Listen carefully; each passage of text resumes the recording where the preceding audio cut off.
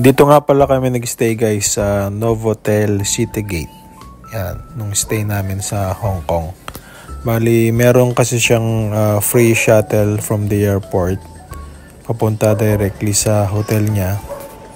So, yan, nung nasa airport kami, hanapin nyo lang yung exit papunta sa mga bus parking. Yan, ito. Diyan siya located sa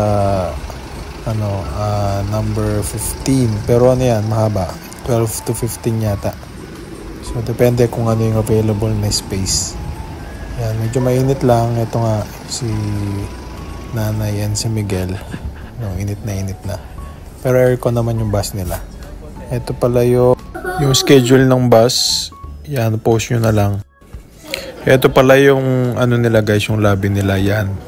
Banda doon yung access sa Citygate Outlets na mall. Easy access lang siya. Yan. Turo ko sa next. Yun o, yung diretso lang doon. Lagyan ko ng araw. Yan, doon. Diretso lang kayo. Papunta na yun sa Citygate Outlets.